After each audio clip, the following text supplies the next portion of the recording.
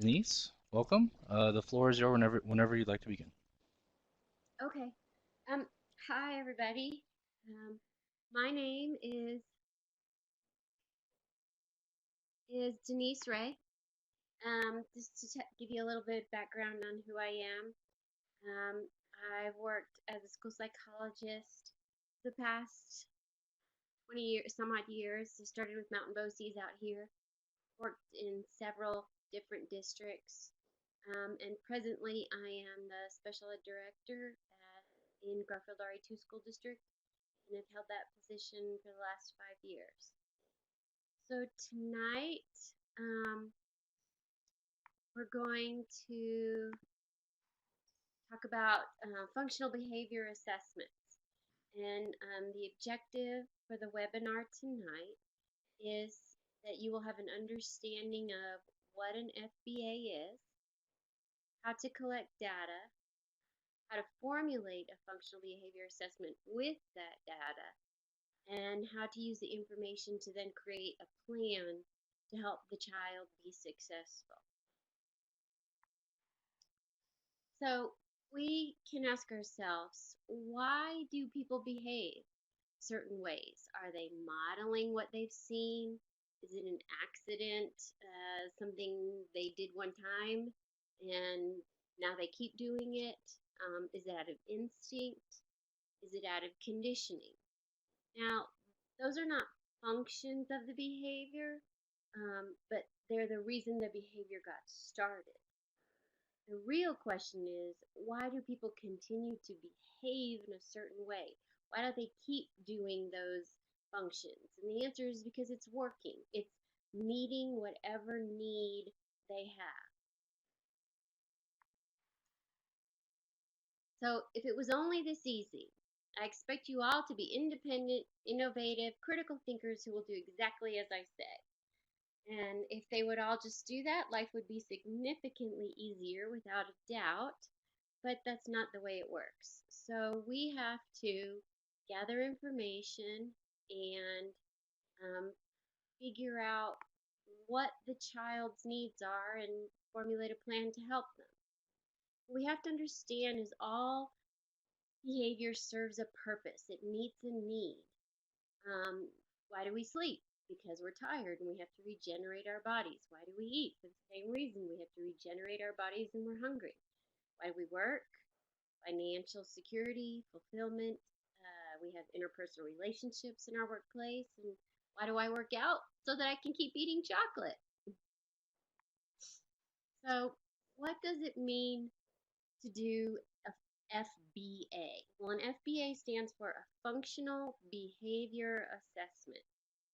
Functional implies it will provide results that are useful. So, we're doing it for a specific reason. And we want to learn. So functional has kind of dual meanings in this narrative.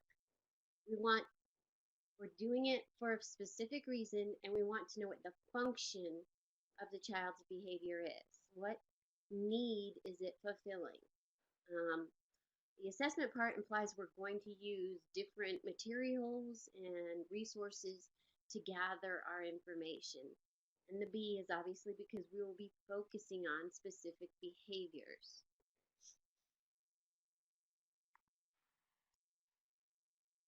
So, after a hasty special education placement for behavior problems, school officials were embarrassed to learn that Marty really did have ants in his pants. So this is meant to be silly, but this is why it's important that we figure out what is that function of the behavior and that we don't assume something and then we maybe make a plan that doesn't necessarily meet the needs. Okay, so let's get into it. Okay, so the old language of a functional behavior assessment was a very complicated, very not put in layman's terms, in very clinical terms that even made it hard for the people that were supposed to be doing the functional behavior assessments to understand the process of what they were doing. I won't read this to you because you can read it, but everyone has realized that we don't need all this jargon to explain what we need to do. So they made the language much more easier to understand and to the point. So functional behavior assessment is generally considered to be a problem-solving process to address the student's problem behaviors. So we're getting together, we're getting information, and we're determining what the behaviors are, what is causing the behaviors. It relies on a variety of techniques and strategies. So previously, it would usually be your school psychologist would do that. And a much more productive approach is to have a whole team come together, people that work with the child and get information as a team to help formulate the plan. So it's the terminologies, the vernacular has been simplified. In special education, we often use a lot of acronyms. We have acronyms for the terms that children qualify under, for the forms that we use, for the assessments, the plans, FBA, BIP, all the different terms. But trying to make it more functional. How behaviors meet a student's needs. And I keep saying that, and I'm going to keep saying it because we have to keep that in mind. You know, Johnny's just not acting up because he wants to make your life miserable. He is meeting a need. It might not be a need we can completely understand, or may not even make sense to us. The need may be something as simple as I don't get very much attention anywhere else, so I'm going to act out so I can get your attention. And logically, you're thinking, well, you don't have to be bad to have my attention. But to him, bad attention is better than no attention. And so we have to look at that. You know, what need is the behavior meeting? And then the rationale has been simplified as well. If we can predict it, then we can prevent it, and that will save time and effort. So there might be a little extra work on the front end of making an FBA, but the whole thought behind it is then you are putting systems in place that help alleviate some of that day-to-day and constant maybe redirection and intervention and problem solving that you're having to do. We do this and it's preventative, and then hopefully the behaviors are starting to diminish and the time and effort that you're putting into addressing and dealing with the behaviors is less as well. So we're simplifying the procedure.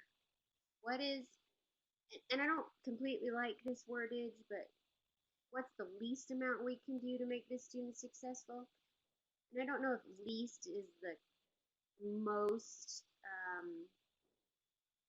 accurate way to say it, but you know, what can we do to meet the child's needs that is going to be more productive and less time consuming, I think is a better way to word it for everyone involved.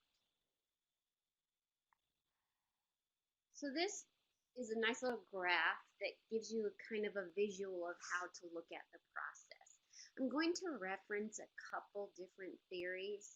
So this is the functional behavior pathways theory. So you're saying there's a setting condition, a place where behaviors happen.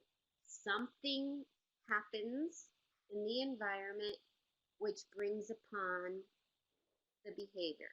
And let me back step, because it might not necessarily be in the environment. It could be something internal as well for the child. and then that brings about the behavior, and then that is helping to meet and reinforce the maintaining consequence. So consequence isn't necessarily a bad thing. It's just what happens in response to something else. So whatever need that child has, the problem behavior is meeting it.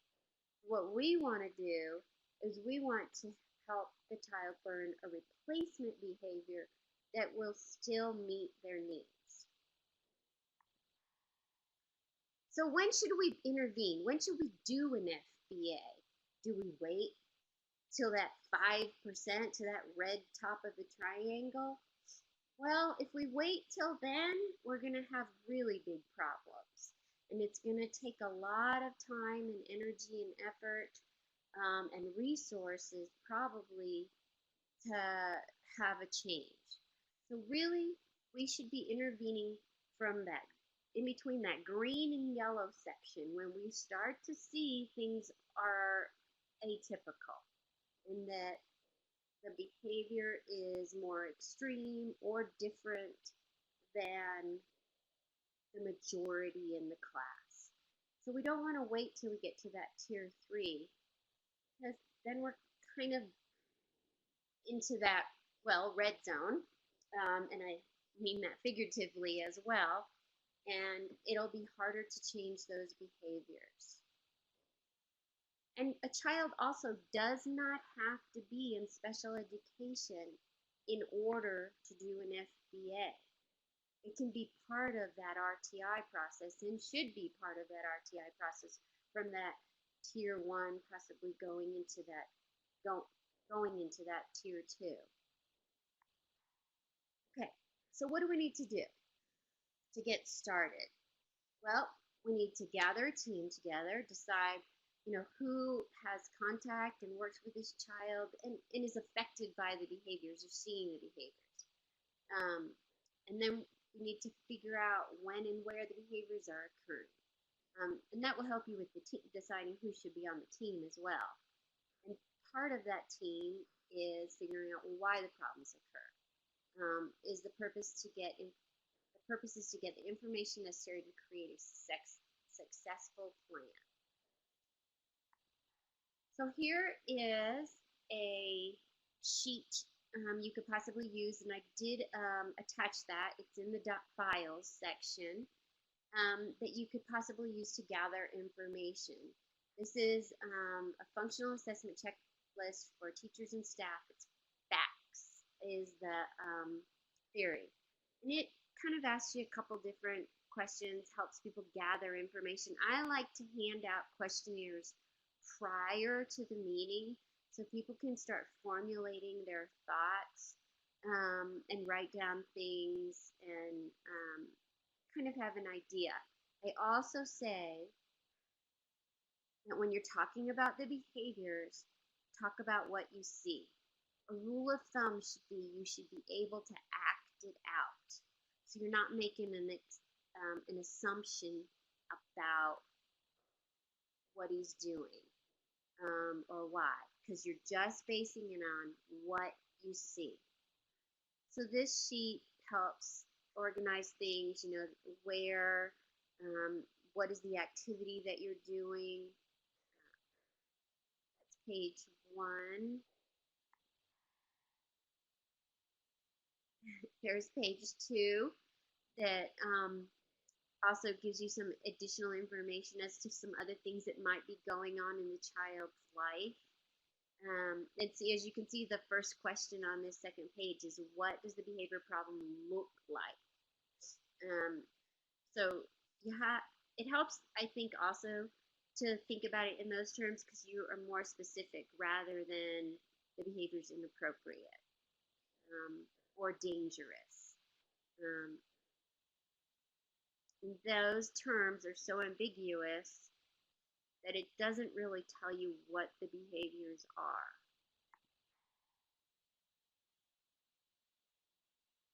So the third page just gives you a little bit more information to gather. And then then you can take that information, you have people bring that, And then you can take that information and you can fill out this form, which is called the Functional Assessment Screening Tool, the FAST form. And I like this form because it's pretty concise and it actually will help you figure out the underlying reason for the behaviors. So, you can take all that information that people were thinking about and figuring out when and where things happen and plug it into here with these yes and no questions. And then at the end, you figure out how many yeses are in each of these sections, and it will help you to see, based on the responses, is the maintaining variable social reinforcement in the area of attention, or is it in the area to access some specific activity or item, or is it to escape, or is it sensory related, or is it a pain escape? So another theory, and all these theories can work together.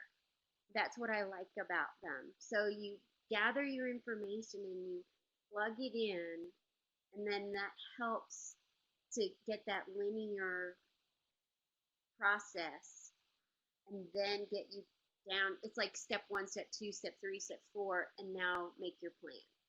So another theory is called the erase theory by Dr. Terry Scott, and he uses the acronym ERASE.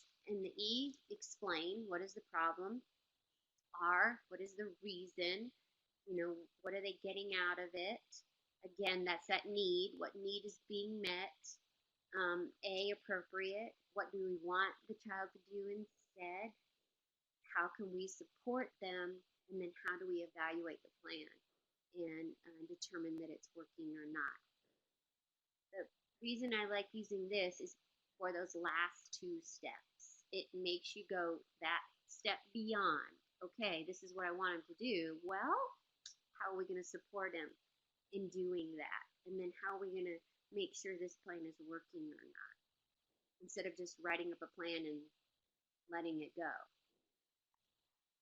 Okay, let's do a case study and use these different theories. Let's use the pathways theory and the erase theory and show how we can input the information that we learn about Matt to design a functional behavior assessment and then go on using that to create a BIB, which is a behavior intervention plan.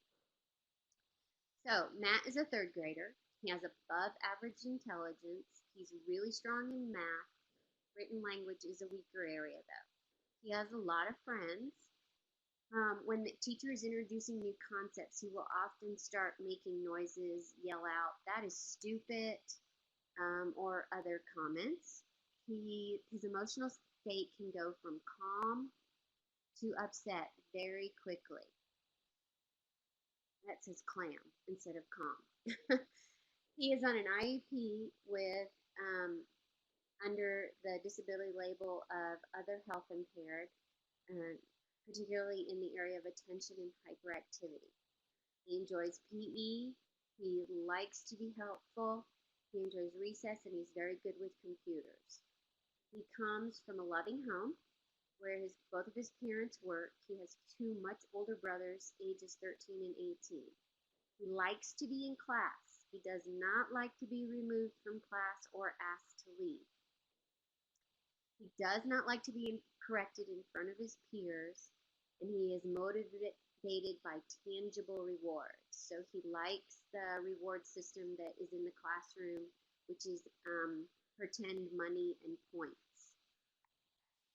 So here's Matt's FAST questionnaire. So the team gathered information prior. I sent them all questions asking about the behavior, when and where it occurs, and what it looks like.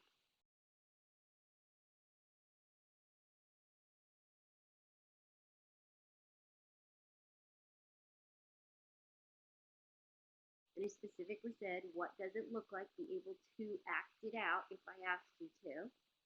And then the team came with that information, and we didn't have to go re-over it because everyone had already filled out their forms and they brought them with them, so they had their thoughts already ready. So we went through this questionnaire based on that information and discovered that what the problem behaviors are.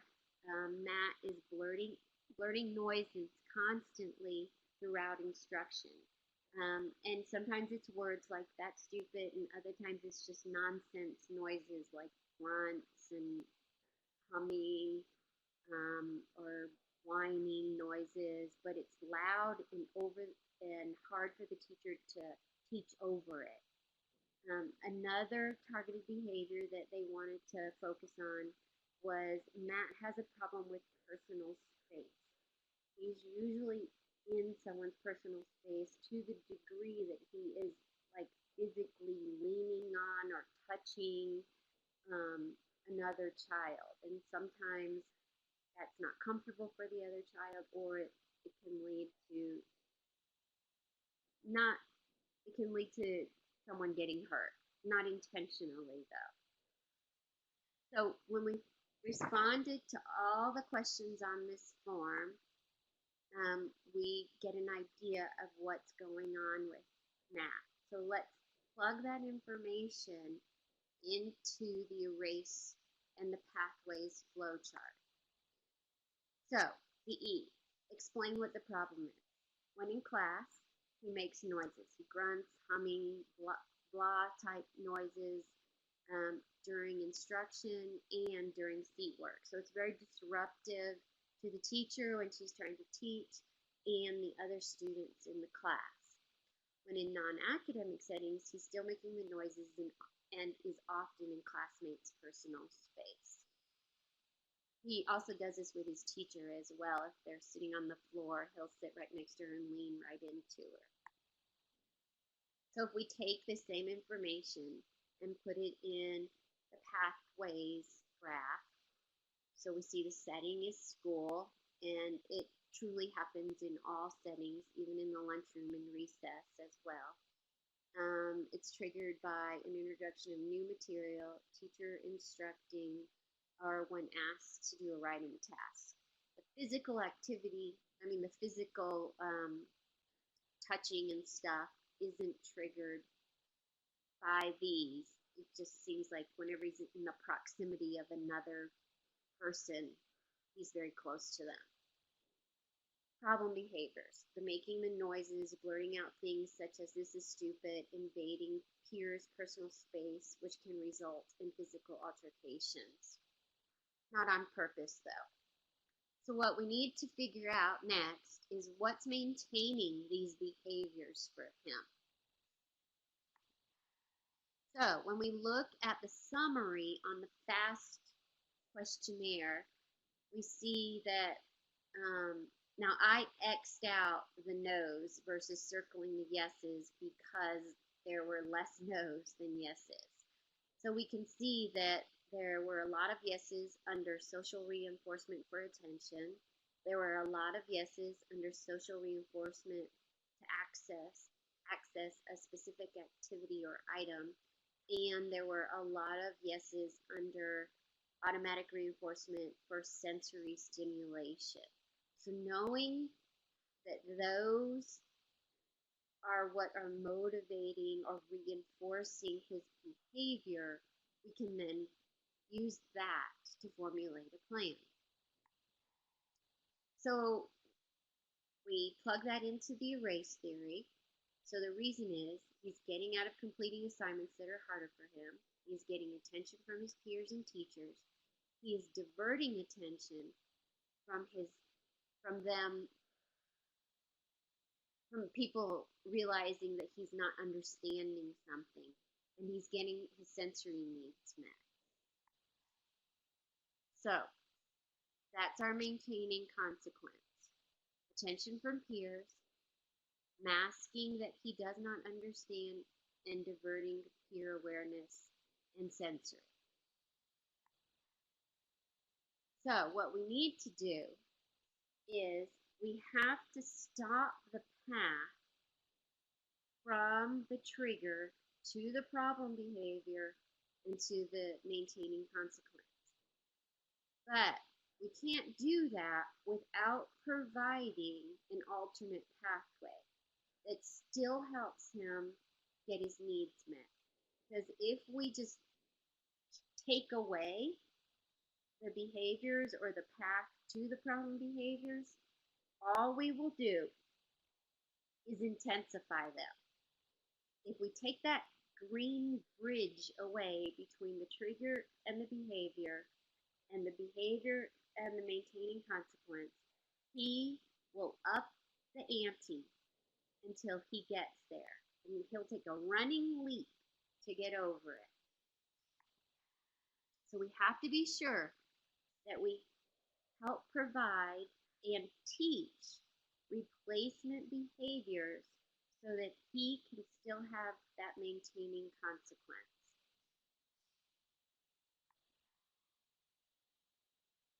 So in the erase theory, the A stands for appropriate. So what are we going to do? What do we want him to do? What are those alternative behaviors? Well, the teachers would like him to stay on task, and how that would look is he is participating in class in a productive and appropriate manner. That means he raises his hand, he asks questions when he doesn't understand, he doesn't disrupt class with the noises, he doesn't lay or hang on classmates, he completes writing assignments. So how are we going to do that? What supports are we going to put in place in order for him to have an alternative behavior? So supports will allow him to type instead of write, provide him with a web or a rubric to help with his writing process, kind of a cheat sheet, provide a word bank list to help him with spelling, teach him how to ask for help, teach him what it means to raise your hand, provide him with a nonverbal signal that indicates that he doesn't understand, because he's very much a save-face child. So he might not raise his hand because of fear of the attention it would still draw to him. But, oh, I'm sorry, I was just noticing Lisa's comment. All right, I'll try and turn up my computer and see if that helps. So even if he doesn't understand, he might not raise his hand because he doesn't want others to know that he doesn't understand. So maybe providing him with a nonverbal signal, that way he doesn't feel like anyone notices, and the teacher will still know that he doesn't get it, so she can explain it in a different way. When he does make noises or disrupt class, ignore what can be ignored, but also maybe ask the class, who needs this concept explained another way? And not targeting him, but making it more of a general statement, and probably other hands will be raised because this is a child who has above average intelligence. So if he's not getting it, it's probably safe to assume that other children in the class are not getting it as well. And then when it's quiet later, the teacher can go up to him and remind him of his signal. And also what we want to do is when he does use that signal, we want to make sure that we're praising him for that. So when he is doing what he's supposed to do in order to get the attention, we want to praise him frequently and over the top, so that he's getting that attention and doesn't feel like, and immediately too, because if it's too much of a lag time, oh, didn't work, he'll go right back to the noises. So the other part of meeting the attention and the sensory is we want to provide him with a job, because he very much likes to be a helper. And so we want to make him feel like he has a special job and he can earn points for it, because remember we talked about that he likes the tangible. He likes to earn that item or that task. And he likes iPad time. So how can we incorporate these two things together? Well, possibly what we can do is have him have a daily task where he has to take maybe a stack of heavy books to someone, the principal. And when he goes to the principal, she and he can be working on something like maybe playing chess or a puzzle. And each day he either gets to put one puzzle piece in or move one chess piece. But there's that positive interaction with someone that he's getting attention with. And we're meeting a sensory need by providing that movement for him and some heavy work. And he's getting, essentially, he's getting his bucket filled up before he has to start acting up to get it met. So then we put those replacement behaviors into the pathway, and we essentially block off the route to the problem behaviors by giving him the new behaviors and teaching them and reinforcing them consistently, frequently, and over the top. So after we put this plan in place, we have to evaluate it to make sure that it's working. But we also have to give it time. It's not going to change things overnight. And it's not, but we also don't want it to go for too long before we decide that it's not working. So how would we determine if it was working or not? Well, there would be a reduction in the classroom interruptions, the increase in his grade, particularly in the area of written language. And he would be earning more points and more money and being able to buy things at the school store or buy iPad time and things. So we would see him doing more positives versus the negatives of being asked to leave the class or being in ISS. So once we've gathered the information, you can put it into the FBA to help formulate a plan.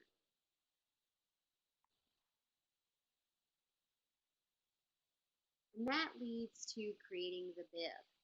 We want to develop a plan that creates an environment that predicts success. We want to teach replacement behaviors. And this is a very, very, very important element of the behavior intervention plan. We have to teach these behaviors. We cannot assume that a child knows the correct behaviors or that they can actually put them into play. We teach writing, we teach math, we teach written language. We have to teach behavior as well. And we want to do this because we want to provide more positive environment and more positive consequences for the child. We want to also continue to monitor the plan to see if it's working and if it's successful. If we're seeing a reduction in the behaviors, then we can assume that things are working. If it reduces for a while and then seems to go back up, then we might want to come back and reevaluate and maybe even do another functional behavior assessment, see if there might be some other factors that are contributing to the behaviors returning.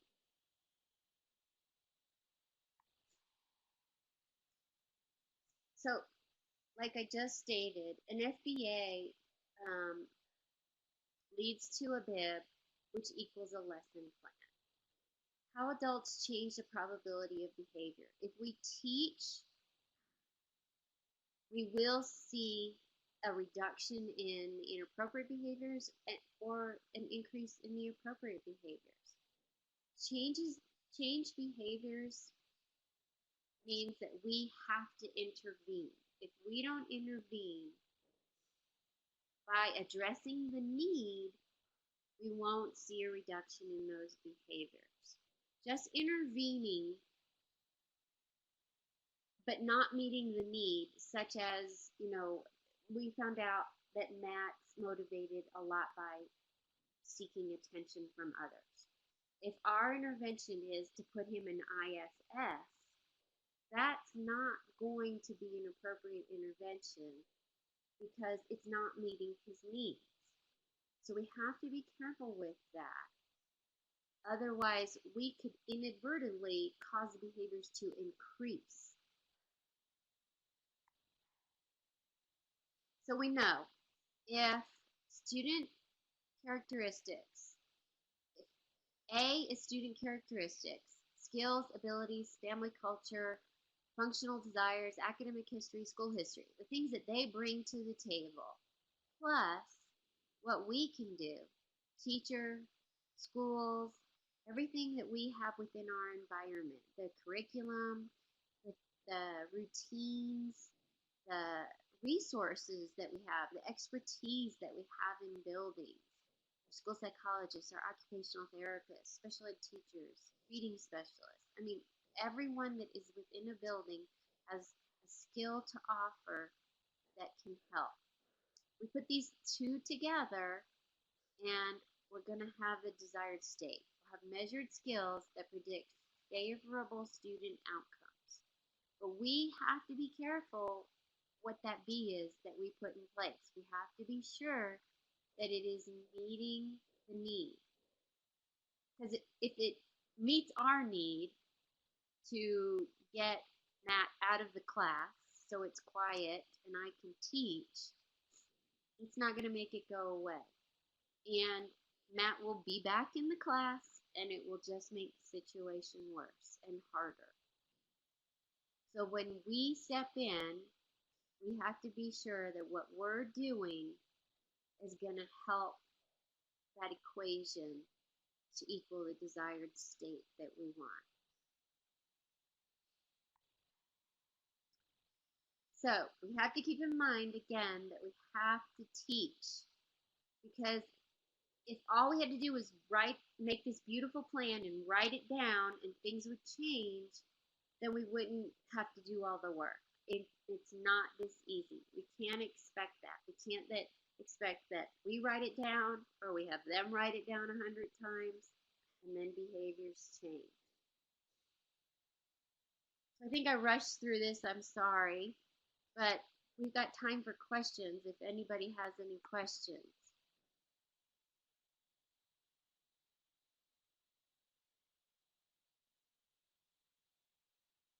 I did attach the forms. I attached the questionnaires that I showed in the website, and I also attached an example of the pathways that you could plug in, that you can plug in the specifics for the child that you're working with.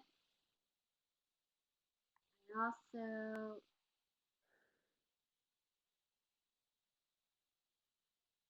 yeah, so you can use these materials to help if you have to do a functional behavior assessment. Okay, I see a couple people are typing.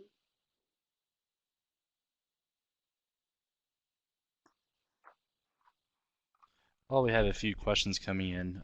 Just to let everyone know that tomorrow around 4:30, attendees here will receive an email to receive their credit. If you do not receive that email, you can hit reply on any registration email and they'll get to me. So thank you very much, and let's see what questions we have.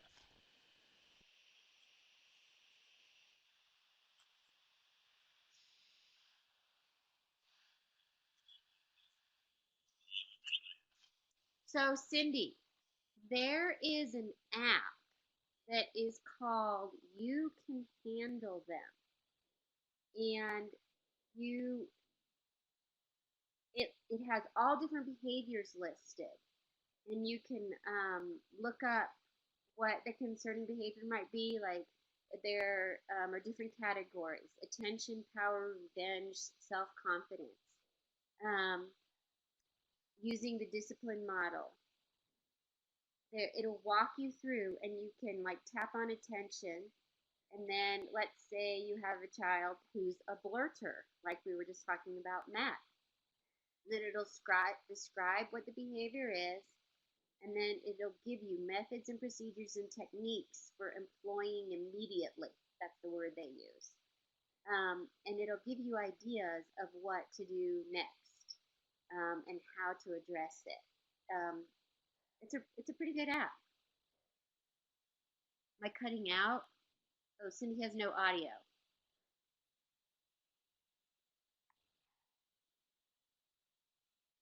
I'm gonna type that too.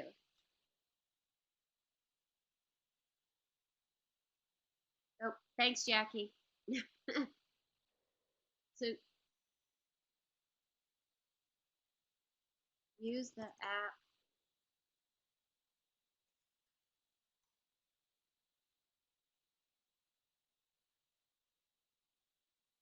It's also in book form. So you could buy either the hard copy, um, or the app.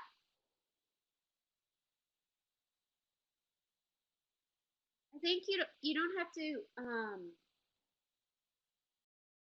I think we get intimidated and worry that we won't be able to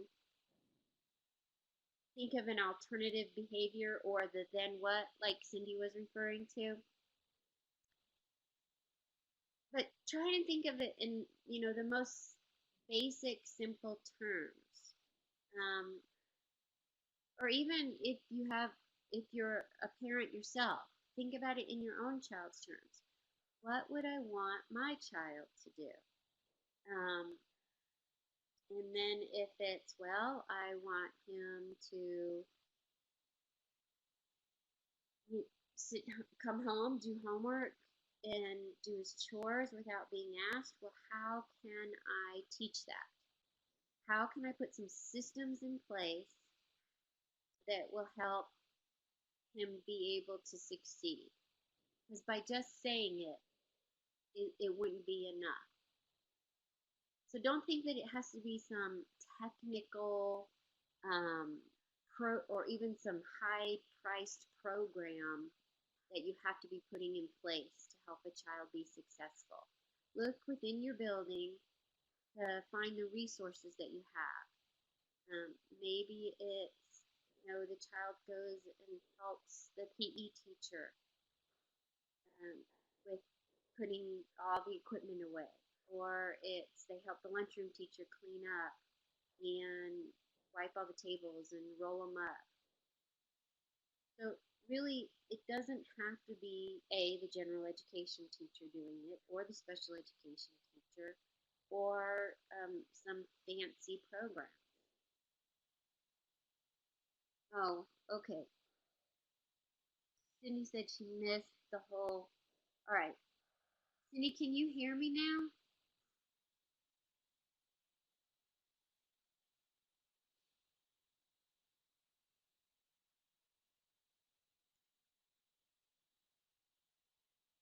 I guess not.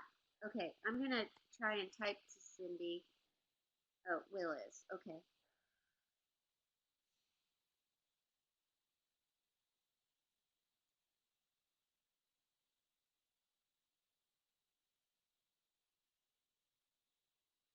So, Lisa,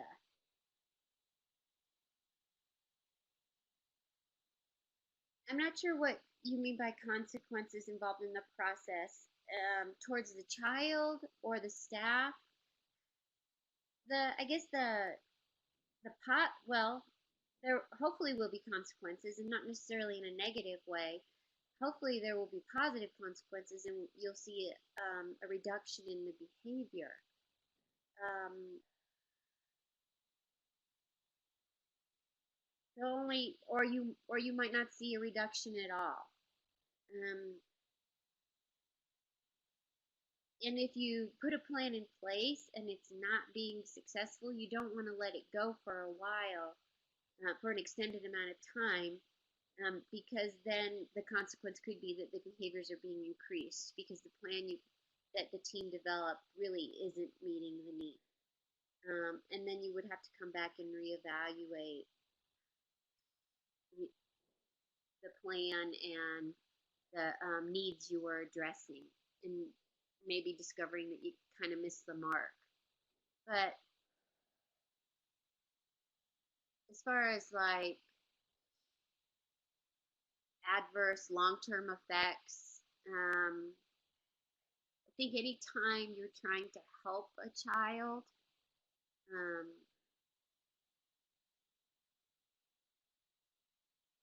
you're probably going to have a positive effect to some degree. It might be minimal, but for the most part, there will be at least a little bit of a positive effect.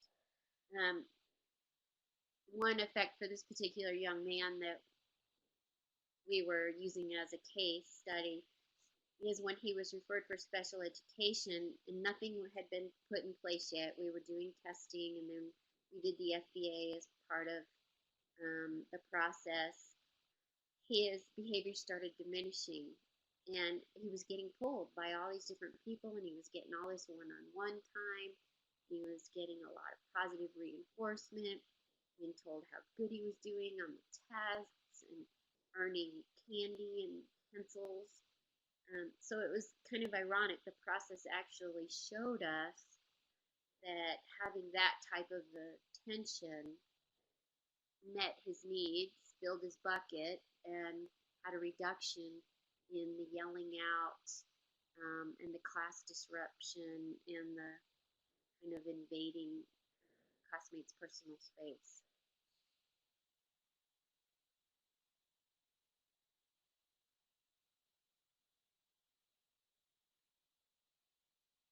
A couple other people are typing. Oh, okay, let me see if I can scroll up.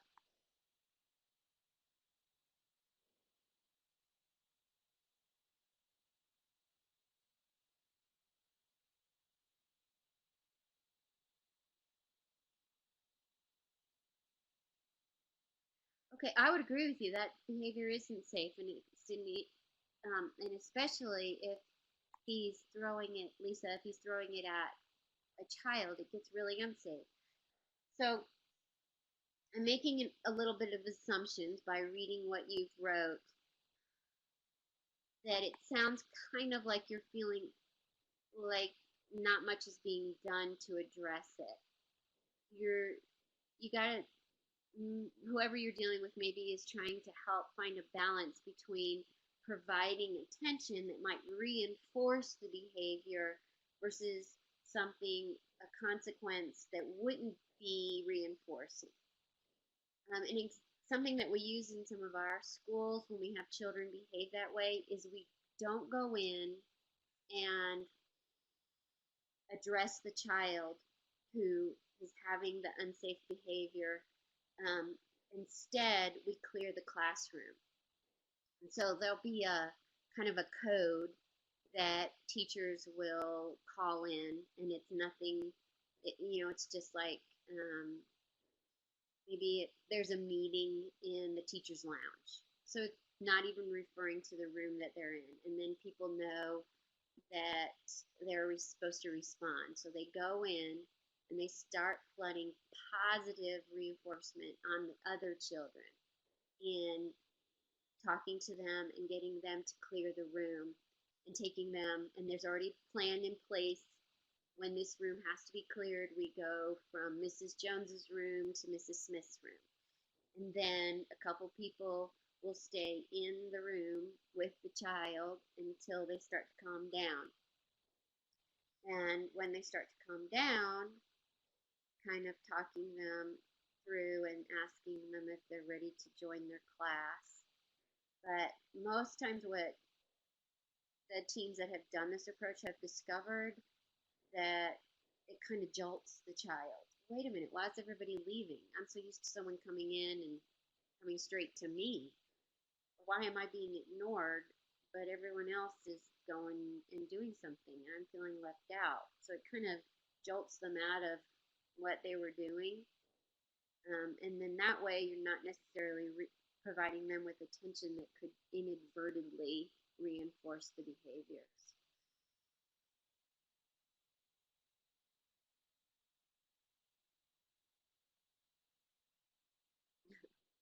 Thanks. Thanks, Clarabelle. So I guess you got reconnected.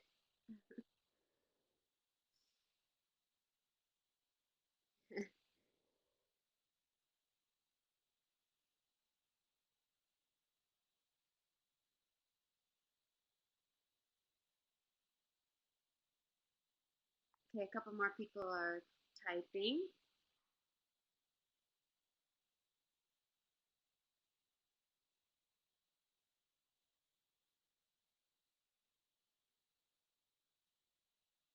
Oh, you're in Leadville, Lisa?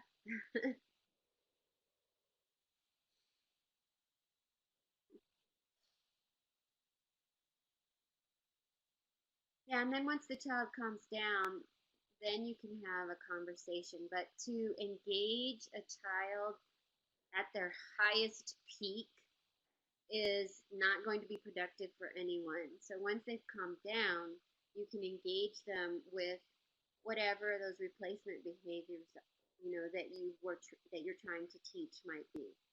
Like Lisa, your student may be saying, okay, what did we talk about when you're feeling frustrated that we're going to use? Whether it's a signal or we had a similar student who did some similar behaviors to what you're talking about, Lisa, and we gave them two nonverbal cues. One was to hold up the hand and that had then you have fingers showing, and that implied I need five. And he would just go step right outside the door, so kind of like sitting right outside the door with his shoulder kind of hanging over the open doorway so the teacher could see him. Or he would give a just kind of like a thumbs up, sort of, that he was leaving the room and going down to a designated area because he needed more than 5 minutes. So when you have the child come down trying teaching those behaviors, and teaching may mean that you're actually walking through it. Okay, let's pretend, hold up five. Okay, let's walk down, let's pretend we're upset. So when you teach these behaviors, you might have to really go over the top and what may seem silly, maybe ridiculous because you think they should be able to do it. But for children that have emotional regulation issues, it is much harder to think in those moments.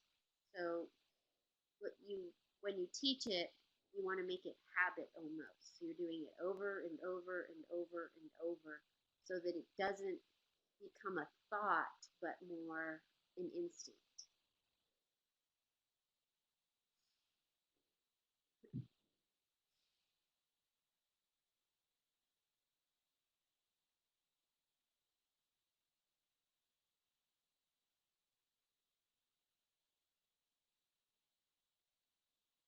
So we have about 5 minutes left. Um, I will actually, I'll give you my email address, and if anybody has any questions that maybe we didn't get to, you can feel free to email me, or if there are some materials that I didn't provide that you would like from the PowerPoint, um, I'm happy to provide you with some. I also have other questionnaires and for gathering information. If anyone feels like they would like some more resources, I'm happy to send those out too. I'm glad, Lisa. Thank you. Thank you, everybody, for attending.